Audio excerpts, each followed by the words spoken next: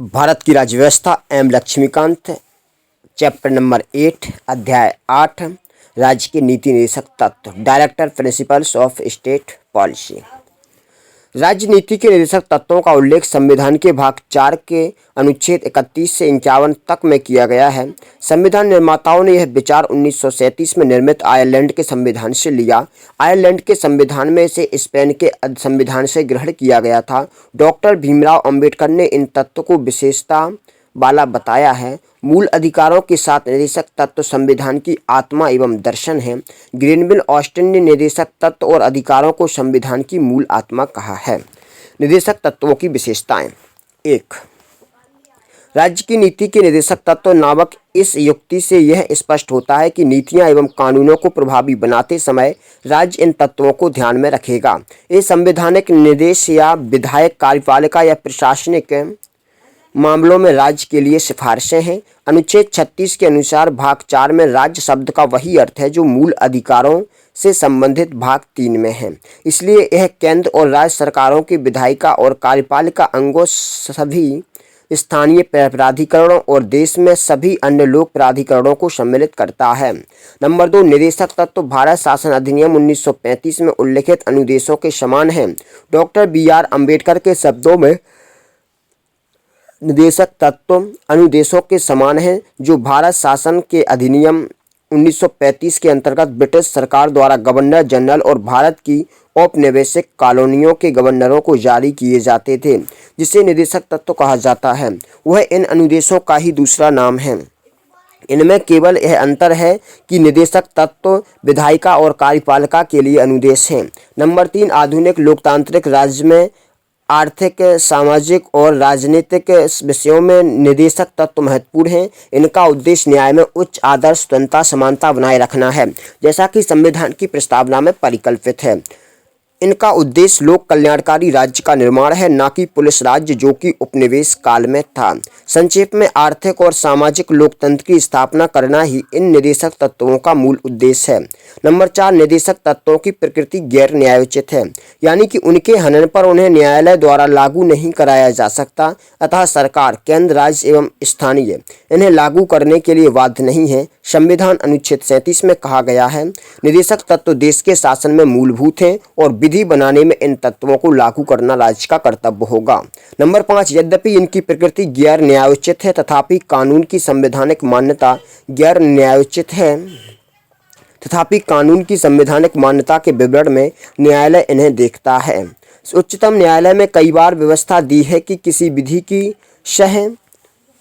संवैधानिकता का निर्धारण करते समय यदि न्यायालय यह पाए कि प्रश्नगत विधि निदेशक तत्व का प्रभावी करना चाहती है, तो न्यायालय ऐसी विधि को अनुच्छेद 14 या अनुच्छेद 19 के संबंध में तर्कसंगत मानते हुए असंवैधानिकता से बचा सकता है। निदेशक तत्वों का वर्गीकरण। हालांकि संविधान में इसका वर्गीकरण नहीं किया गया है, लेकिन इनकी दशा एवं दिशा के आधार पर इन्हें 3 व्यापक श्रेणियों समाजवादी, गांधीवादी और उदार बुद्धिजीवी में विभक्त किया गया है। समाजवादी सिद्धांत। ये सिद्धांत समाजवाद के आलोक में है। ये लोकतांत्रिक समाजवादी राज्य का खाका खींचते हैं, जिनका लक्ष्य सामाजिक एवं आर्थिक न्याय प्रदान कराना है। ये लोक कल्याणकारी राज्य की स्थापना का मार्ग प्रशस्त करते हैं। ये राज्य को निर्देश देते हैं कि पहला, लोक कल्याण की अभिवृद्धि के लिए सामाजिक, आर्थिक और राजनीतिक न्याय द्वारा सामाजिक व्यवस्था सुनिश्चित करना और आय, प्रतिष्ठा, सुविधाओं और अवसरों की असमानता को समाप्त करना। अनुच्छेद 38 सुरक्षित करना का सभी नागरिकों को जीविका की पर्याप्त साधन प्राप्त करने का अधिकार। सामूहिक हित के लिए समुदाय के भौतिक संसाधनों का संवितरण। धन और उत्पादन के साधनों का संकेंद्रण रोकना। पुरुषों और स्त्रियों को समान कार्य के लिए समान वेतन।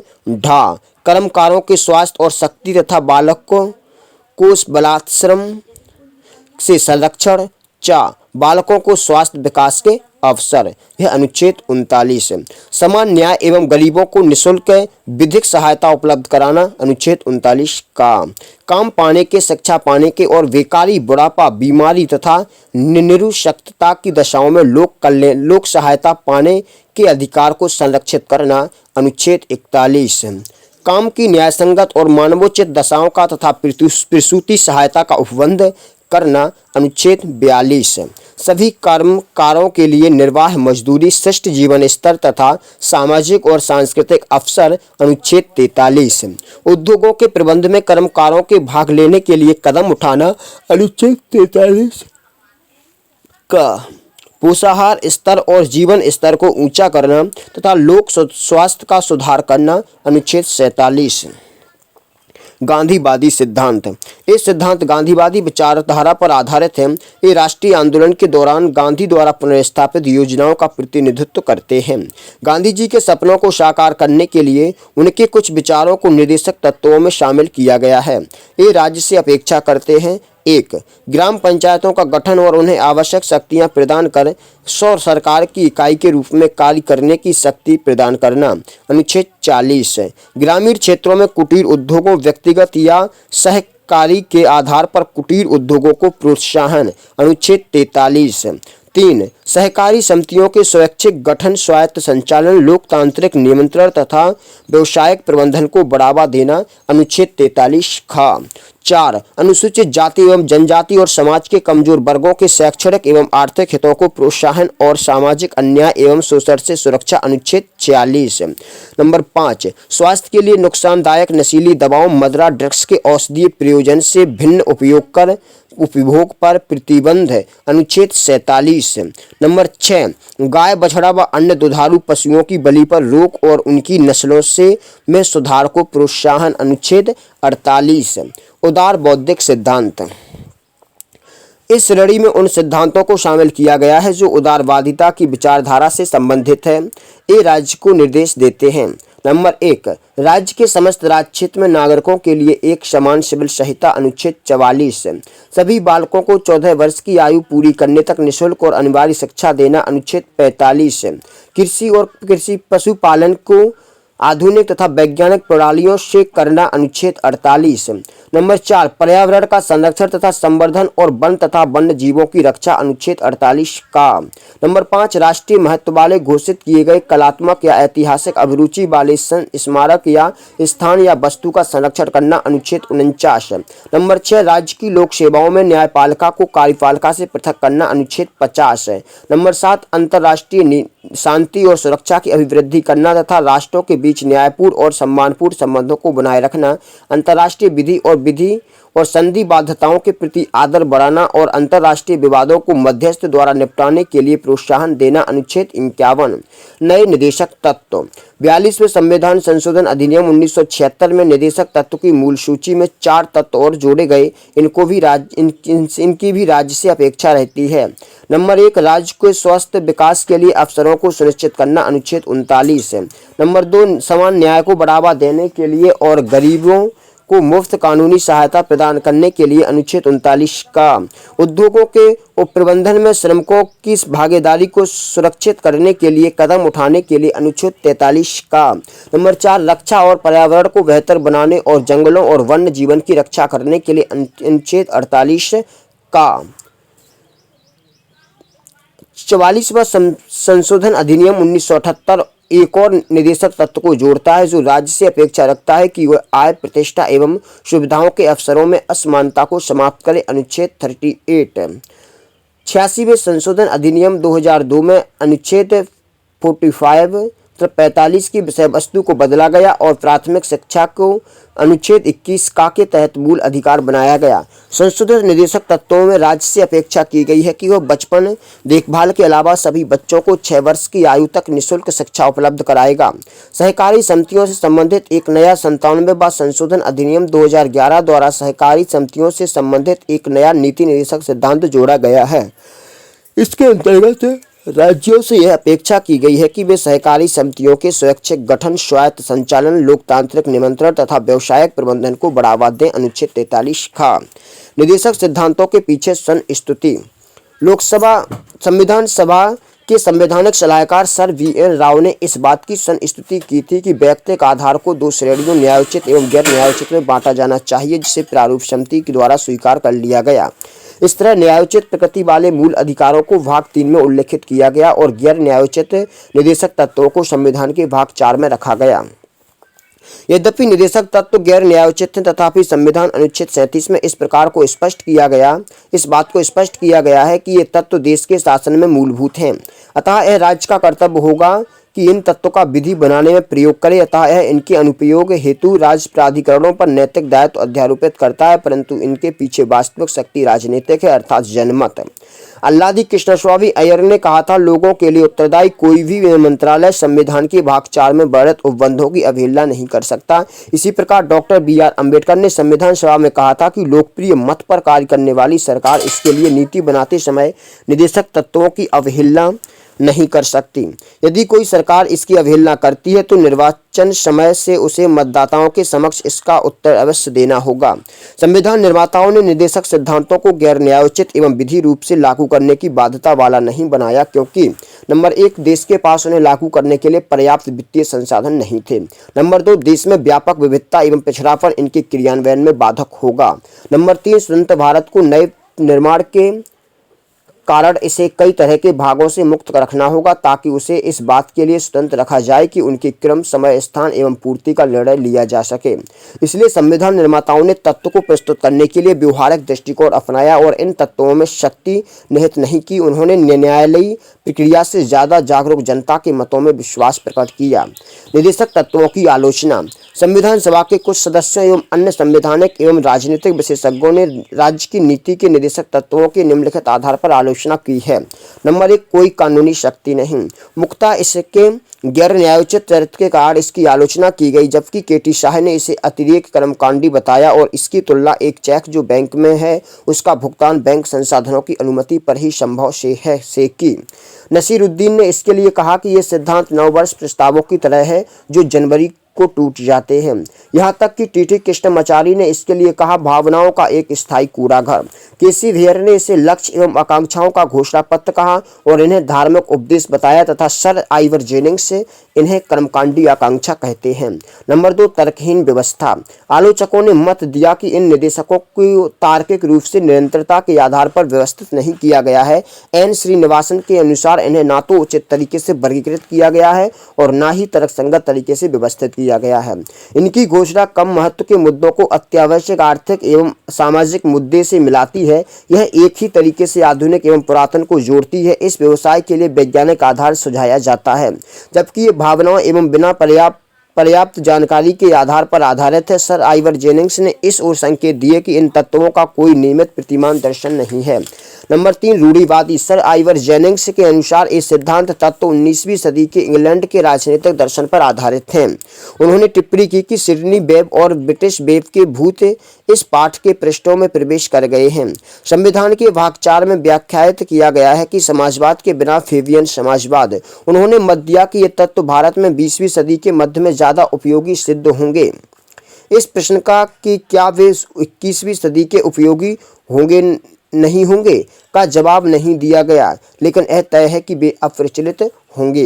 नंबर 4, संवैधानिक टकराव। के संथानम का मत है कि इन तत्वों से केंद्र एवं राज्यों के बीच, राष्ट्रपति एवं प्रधानमंत्री के बीच और राज्यपाल एवं मुख्यमंत्री के बीच संवैधानिक टकराव होगा। उनके अनुसार केंद्र इन तत्वों को लागू करने के लिए राज्यों को निर्देश दे सकता है और इनके लागू न होने पर और राज्य सरकार को बर्खास्त कर सकता है।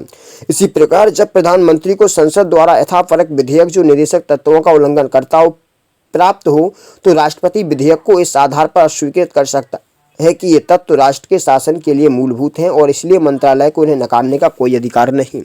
इसी तरह की संवैधानिक टकराव राज्य स्तर पर राज्यपाल और मुख्यमंत्री के बीच भी उत्पन्न हो सकता है। निर्देशक तत्वों की उपयोगिता। उपरोक्त कमियों और आलोचनाओं के बावजूद संविधान से जुड़ाव के संदर्भ में नीति निर्देशक तत्व आवश्यक है। संविधान में स्वयं भी उल्लिखित है कि ये राष्ट्र के शासन हेतु मूलभूत हैं। जाने माने निर्णायक एवं कूटनीतिक LM सिंघवी के अनुसार निदेशक तत्व संविधान को जीवनदान देने वाली व्यवस्थाएं हैं। संविधान के आवरण और सामाजिक न्याय में इसका दर्शन दिया है। भारत के पूर्व मुख्य न्यायाधीश MC छागला के मतानुसार यदि इन सभी तत्वों का पूरी तरह पालन किया जाए तो हमारा देश पृथ्वी पर स्वर्ग की भांति लगने लगेगा। भारत राजनीतिक मामले में तब न केवल लोकतांत्रिक होगा बल्कि नागरिकों के कल्याण के हिसाब से कल्याणकारी राज्य भी होगा। डॉक्टर BR अम्बेडकर ने इस ओर संकेत किया कि निदेशक तत्वों का बहुत बड़ा मूल्य है। ये भारतीय राष्ट्र व्यवस्था के लक्ष्य आर्थिक लोकतंत्र को निर्धारित करते हैं, जैसा कि राजनीतिक लोकतंत्र प्रकट होता है। ग्रेनबल ऑस्टिन का कहना है कि निदेशक तत्वों का लक्ष्य सामाजिक क्रांति एवं आवश्यक शर्तों को स्थापित कर उनको ग्रहण करने के समान है। संविधान सभा के सलाहकार सर VN राव ने निदेशक तत्वों को राज्य प्राधिकरणों के लिए नैतिक आवश्यकता एवं शैक्षिक मूल्य वाला बताया है। भारत के पूर्व महान्यायवादी MC सीतलवाड़ के अनुसार ब्रिटिश जो निदेशक तत्व हैं हालांकि कोई विधिक अधिकार एवं कोई कानूनी उपचार नहीं बताते, फिर भी वे निम्नलिखित मामलों में उल्लेखनीय एवं लाभदायक हैं। नंबर 1, ये अनुदेशों की तरह हैं या ये भारतीय संघ के अधिकृतों को संबोधित सामान्य संस्तुतियां हैं। ये उन्हें उन सामाजिक एवं आर्थिक मूल सिद्धांतों को याद दिलाते हैं जो संविधान के लक्ष्यों से प्राप्ति से जुड़े हैं। नंबर 2, ये न्यायालयों के लिए उपयोगी मार्गदर्शक हैं। ये न्यायालयों को न्यायिक समीक्षा की शक्ति के प्रयोग से सहायता करते हैं जो कि विधि के संवैधानिक वैधता के निर्धारण वाली शक्ति होती है। नंबर 3, ये सभी राज्य क्रियाओं की विधायिका या कार्यपालिका के लिए प्रभुत्व पृष्ठभूमि का निर्माण करते हैं और न्यायालयों को कुछ मामलों में दिशा निर्देशित भी करते हैं। नंबर 4, ये प्रस्तावना को विस्तृत रूप देते हैं जिनसे भारत के नागरिकों को न्याय, स्वतंत्रता, समानता एवं बंधुत्व के प्रति बल मिलता है। ये निम्नलिखित भूमिकाएं भी अदा करते हैं। नंबर 1, ये राजनीतिक, आर्थिक और सामाजिक क्षेत्रों की घरेलू और विदेशी नीतियों में स्थायित्व और निरंतरता बनाए रखते हैं, भले ही सत्ता में परिवर्तन हो जाए। नंबर 2, ये नागरिकों के मूल अधिकारों के पूरक होते हैं। ये भाग 3 में सामाजिक एवं आर्थिक अधिकारों की व्यवस्था करते हुए रिक्तता को पूरा करते हैं। नंबर 3, मूल अधिकारों के अंतर्गत नागरिकों द्वारा इनका क्रियान्वयन पूर्ण एवं उचित लाभ के पक्ष में माहौल उत्पन्न करता है। राजनीतिक लोकतंत्र बिना आर्थिक लोकतंत्र का कोई अर्थ नहीं होता। नंबर 4, ये विपक्ष द्वारा सरकार पर नियंत्रण को संभव बनाते हैं। विपक्ष सत्तारूढ़ दल पर निदेशक तत्वों का विरोध एवं उसके क्रियाकलापों के आधार पर आरोप लगा सकता है। नंबर 5, ये सरकार के प्रदर्शन की कड़ी परीक्षा करते हैं। लोग सरकार की नीतियों और कार्यक्रमों का परीक्षण इन संवैधानिक घोषणाओं के आलोक में कर सकते हैं। नंबर 6, ये आम राजनीतिक घोषणा पत्र की तरह होते हैं। एक सत्तारूढ़ दल अपनी राजनीतिक विचारधारा के बावजूद विधायिका एवं कार्यपालिक कृत्यों में इस तत्व को स्वीकार करता है कि ये तत्व इसके प्रदर्शक, दार्शनिक और मित्र हैं। मूल अधिकारों एवं निदेशक तत्वों में टकराव।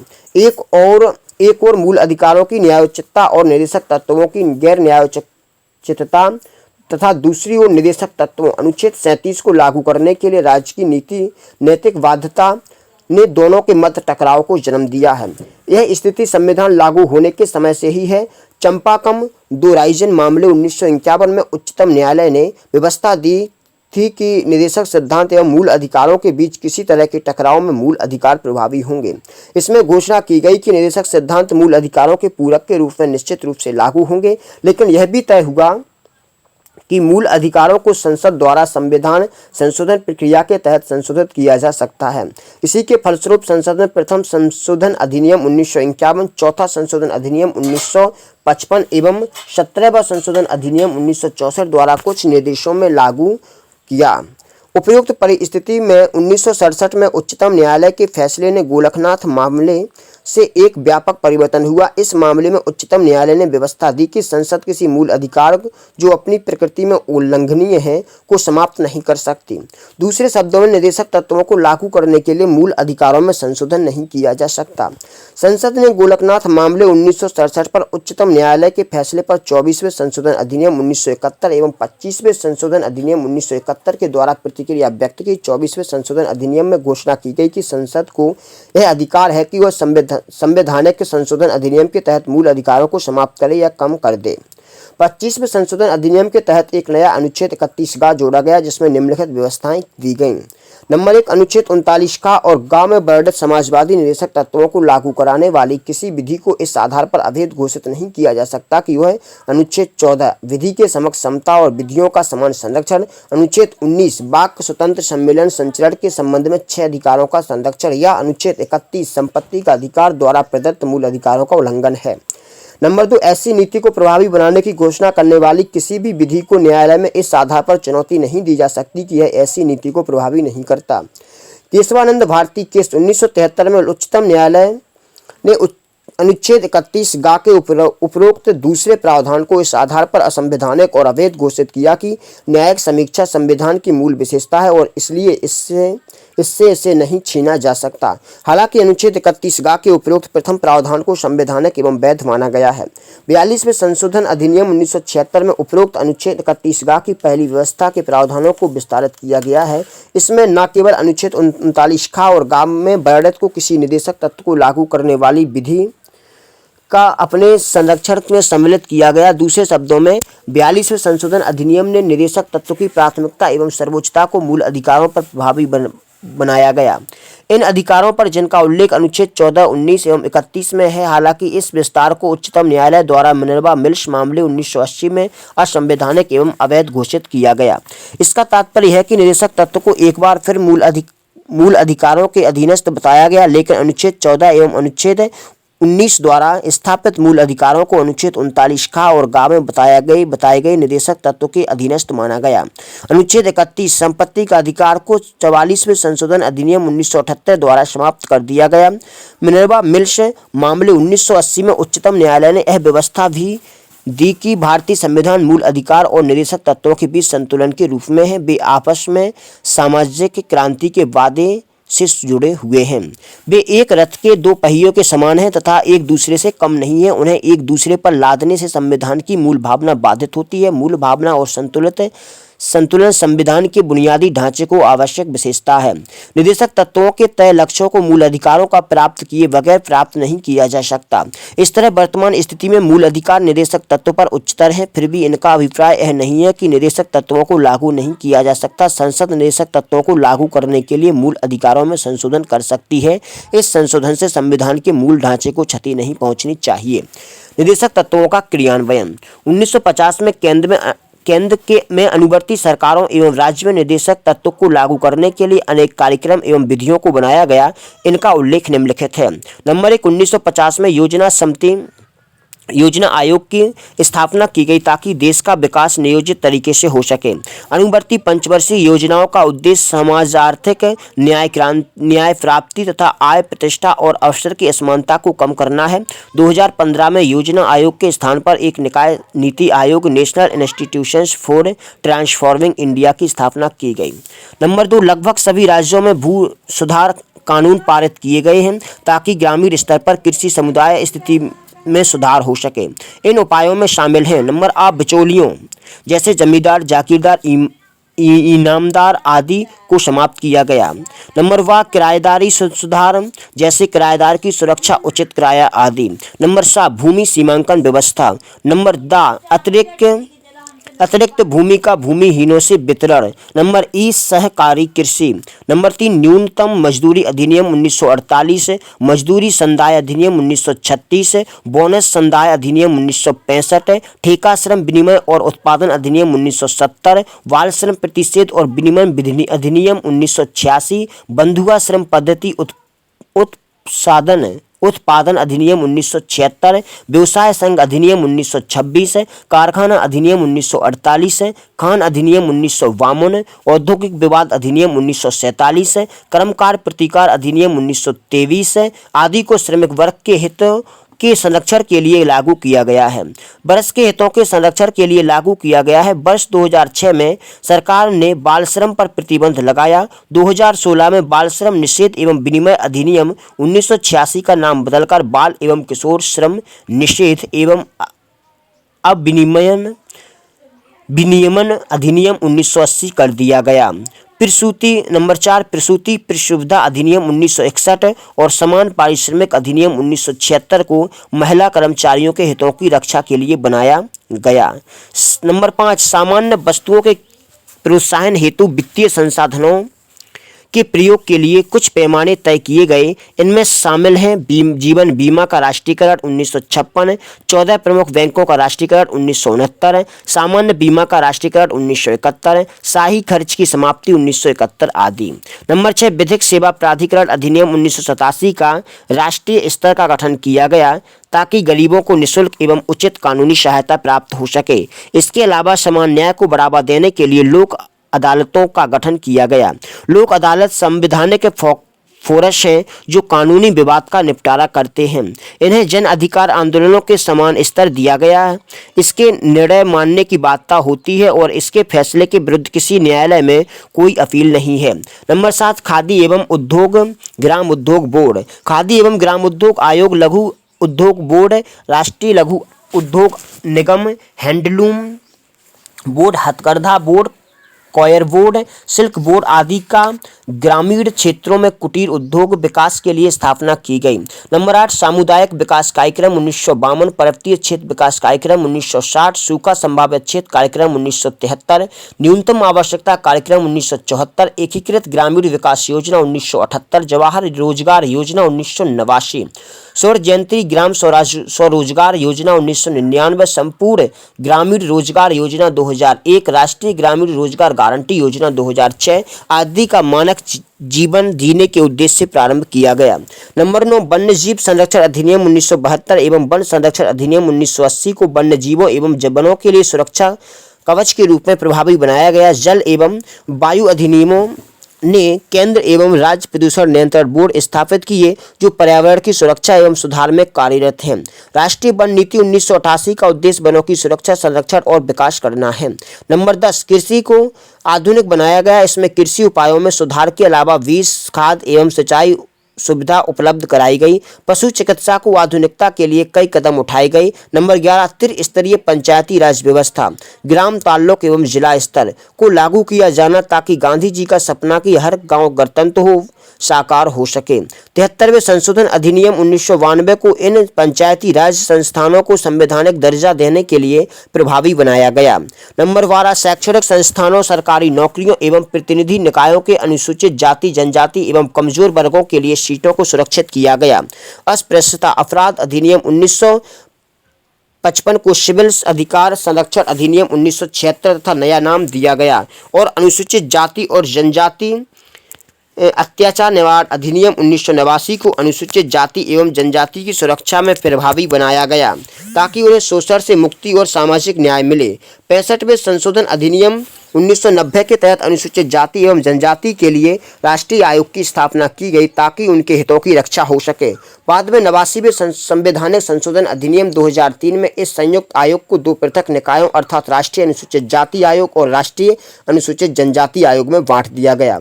12A, अनेक राष्ट्रीय स्तर के आयोगों का गठन समाज के कमजोर वर्गों के सामाजिक, शैक्षणिक एवं आर्थिक हितों के संवर्धन एवं संरक्षण के लिए किया गया है। इसके अंतर्गत शामिल हैं पिछड़े वर्गों के लिए राष्ट्रीय आयोग 1993, राष्ट्रीय अल्पसंख्यक आयोग 1993, राष्ट्रीय महिला आयोग 1992 तथा राष्ट्रीय बाल अधिकार संरक्षण आयोग 2007।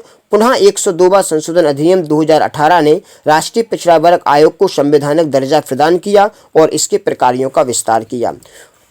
12 2019 में केंद्र सरकार ने आर्थिक रूप से कमजोर वर्गों के लिए 10% आरक्षण की व्यवस्था शैक्षणिक संस्थानों EWS तथा भारत सरकार की असैन्य पदों एवं सेवाओं में की। इस आरक्षण का लाभ आर्थिक रूप से कमजोर वर्गों के उन्हीं व्यक्तियों को मिलेगा जो अनुसूचित जाति, अनुसूचित जनजाति या पिछड़ा वर्गों के लिए पहले से जारी आरक्षण से आवृत नहीं है। इस आरक्षण व्यवस्था को 103वें संशोधन अधिनियम 2019 द्वारा लागू किया गया है। नंबर 13, आपराधिक प्रक्रिया संहिता 1973 राज्य की लोक सेवा में कार्यकारिणी को विधिक सेवा से विभक्त करती है। इस विभाजन से पूर्व जिला प्राधिकारी जैसे कलेक्टर, उपखंड अधिकारी, तहसीलदार आदि विधिक शक्तियों का इस्तेमाल परंपरागत कार्यकारी शक्तियों के साथ करते थे। विभाजन के बाद विधिक शक्तियों को एक कार्यकारियों से अलग कर जिला न्यायिक मजिस्ट्रेटों के हाथों में सौंप दिया गया है जो राज्य उच्च न्यायालय के नियंत्रण में काम करते हैं। नंबर 14, प्राचीन एवं ऐतिहासिक स्मारक तथा पुरातत्वीय स्थल और अवशेष अधिनियम 1951 को राष्ट्रीय महत्व के स्मारकों के स्थानों में संरक्षण हेतु प्रभावी बनाया गया। नंबर 15 प्राथमिक स्वास्थ्य केंद्र एवं अस्पतालों को सार्वजनिक स्वास्थ्य के सुधार के लिए देश भर में स्थापित किया गया। इसके अलावा खतरनाक बीमारियों जैसे मलेरिया, टीबी, कुष्ठ, एड्स, कैंसर, फाइलेरिया, कालाजार, गलघोटू, जापानी बुखार आदि को समाप्त करने के लिए विशेष योजनाएं प्रारंभ की गई। नंबर 16 कुछ राज्यों में गायों, बछड़ों और बैलों को काटने पर कानूनी प्रतिबंध लगाया गया है। नंबर 17 कुछ राज्यों में 65 वर्ष से अधिक आयु वाले लोगों के लिए तत्कालीन वृद्धावस्था पेंशन शुरू की गई है। नंबर 18 भारत में गुटनिरपेक्ष नीति एवं पंचशील की नीति को अंतर्राष्ट्रीय शांति एवं सुरक्षा को बढ़ावा देने के लिए अपनाया। केंद्र एवं राज्य सरकारों द्वारा उपरोक्त कदम उठाए जाने के बावजूद निदेशक तत्व को पूर्ण एवं प्रभावी तरीके से लागू नहीं किया जा सका। इसके कारण हैं अपर्याप्त वित्तीय संसाधन, प्रतिकूल सामाजिक या आर्थिक परिस्थिति, जनसंख्या विस्फोट, केंद्र राज्य तनावपूर्ण संबंध आदि। भाग 4 से बाहर के निर्देश। भाग 4 में उल्लिखित निर्देशों के अतिरिक्त संविधान के अन्य भागों में भी कई निर्देश दिए गए हैं, जिनका विवरण इस प्रकार है। नंबर 1 सेवाओं के लिए अनुसूचित जातियों और जनजातियों के दावे। संघ या किसी राज्य के कार्यकारी कलाप से संबंधित सेवाओं और पदों के लिए नियुक्तियों करने से अनुसूचित जातियों एवं अनुसूचित जनजातियों के संदर्भ में दावों का प्रशासन की दक्षता बनाए रखने की संगति के अनुसार ध्यान रखा जाएगा। भाग 16 में अनुच्छेद 325। नंबर 2 मातृभाषा में शिक्षा। प्रत्येक राज्य और राज्य के भीतर प्रत्येक स्थानीय प्राधिकारी भाषाई अल्पसंख्यक वर्गों के बालकों को शिक्षा के प्राथमिक स्तर पर मातृभाषा स्तर पर मातृभाषा में शिक्षा की पर्याप्त सुविधाओं की व्यवस्था करने का प्रयास करेगा। भाग 17 के अनुच्छेद 350 का में। नंबर 3 हिंदी भाषा का विकास। संघ का यह कर्तव्य होगा कि वह हिंदी भाषा का प्रसार बढ़ाए, उसका विकास करे, जिससे यह भारत की सामाजिक संस्कृति की अभिव्यक्ति का माध्यम बन सके। भाग 17 में अनुच्छेद 351। उक्त निर्देश भी प्रकृति में न्याय योग्य नहीं है, हालांकि न्यायालय द्वारा इन्हें भी अन्य निर्देशों के समान उतना ही महत्व दिया जाता है तथा उन्हें भी संविधान का भाग माना जाता है। तालिका 8.1 पेज नंबर 8.5। तो इसमें मूल अधिकारों एवं निर्देशक तत्वों के मध्य विभेद। मूल अधिकार, निर्देशक तत्व। तो मूल अधिकार नंबर 1 ये नकारात्मक है, जैसा कि ये राज्य को कुछ मसलों पर कार्य करने से प्रतिबंधित करते हैं।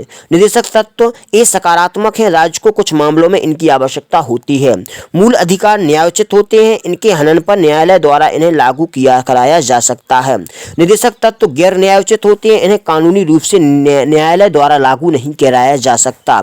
मूल अधिकार का उद्देश्य देश में लोकतांत्रिक राजनीतिक व्यवस्था स्थापित करना है और नीति निर्देशक तत्वों का उद्देश्य देश के सामाजिक एवं आर्थिक लोकतंत्र की स्थापना करना है। मूल अधिकार कानूनी रूप से मान्य है। निर्देशक तत्व इन्हें नैतिक एवं राजनीतिक मान्यता प्राप्त है। मूल अधिकार व्यक्तिगत कल्याण को प्रोत्साहन करते हैं, इस प्रकार ये वैयक्तिक हैं। निर्देशक तत्व समुदाय के कल्याण को प्रोत्साहित करते हैं, इस तरह ये समाजवादी हैं। मूल अधिकार को लागू करने के लिए विधान की आवश्यकता नहीं, ये स्वतः लागू है और निर्देशक तत्व को लागू रखने विधान की आवश्यकता होती है, ये स्वतः लागू नहीं होते।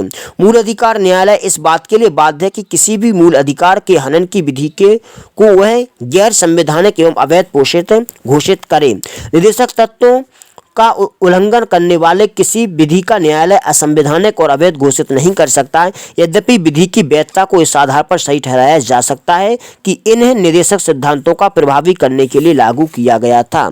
पेज नंबर 8.8 है। तालिका 8.2 नीति निर्देशक सिद्धांतों से संबंधित अनुच्छेद एक नजर में।